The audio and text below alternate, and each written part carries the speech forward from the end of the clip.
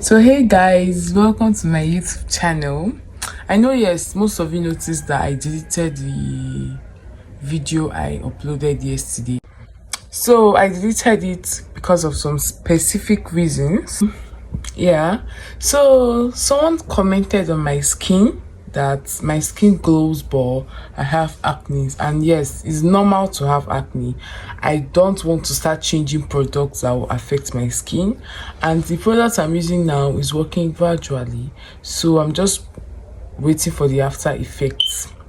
So yes, people were still asking of about the Greek yogurt and stuff like that.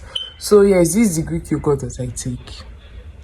It also has fats, but like a strange yogurt, so it's like better than most of all those sugary yogurts. And this is plain, like no sugar. It's like a thicker version. That type of yogurt they used to do parfait. Yeah. And yes, please, if you are new to this channel, please subscribe to my channel and don't forget to drop your comments about the issue of my commenting turned off. I have worked on that already, so you can be able to drop your comments about my videos. So now back to the main discussion of the day.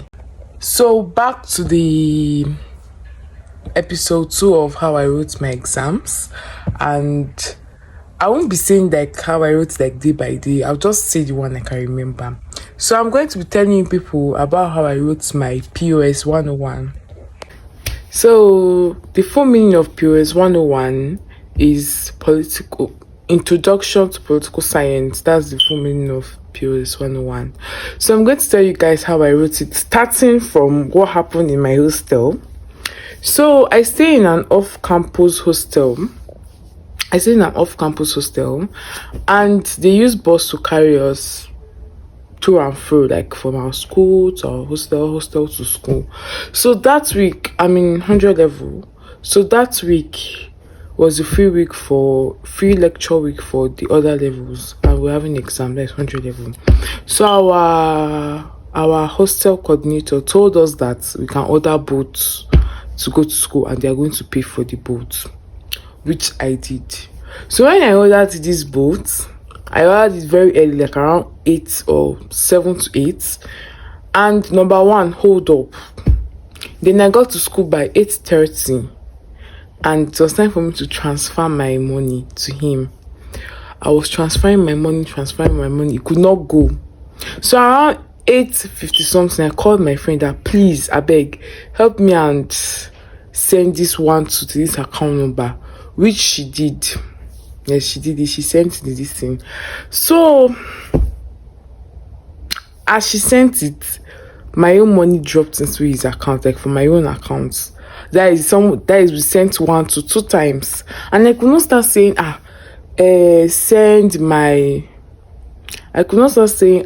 send my money, send my money. I was like, okay, I'm going to send my money, my account number to your chat, his message now. I'm going to say, okay, no problem.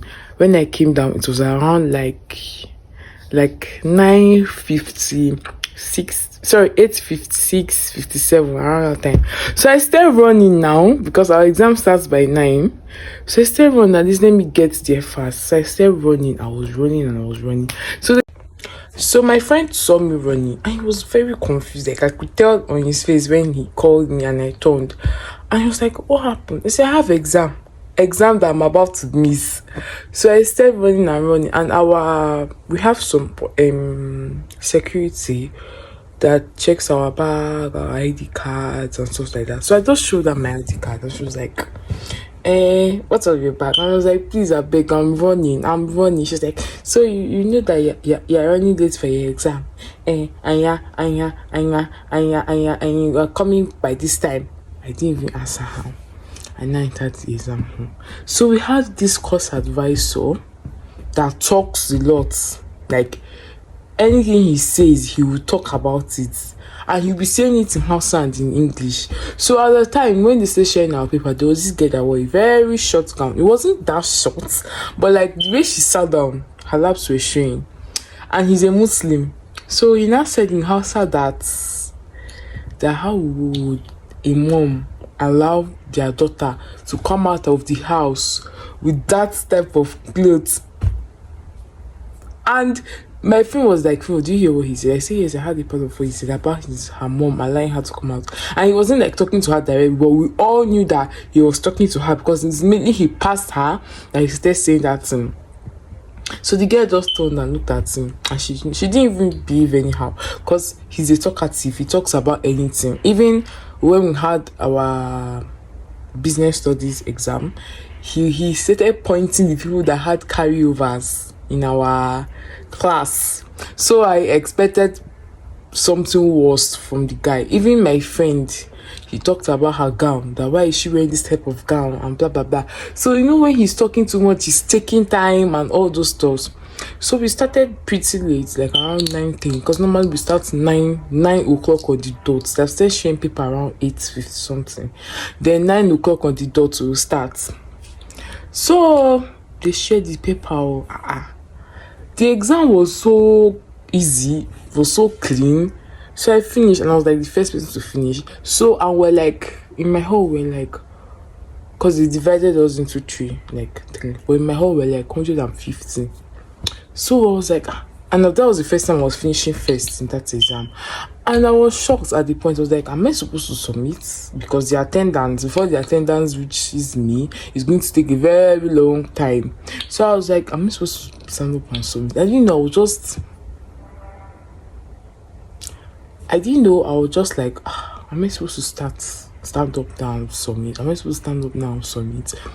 So the same advisor, our advisor, he now came up to me, like to my row, and he wasn't talking to me, but he was like, if you know that you don't know anything to write, or you don't have anything to write, or you are done, you can come and submit. Because I already closed my book and I was about to sleep. I wanted to sleep because I was so tired. You could tell through my eyes.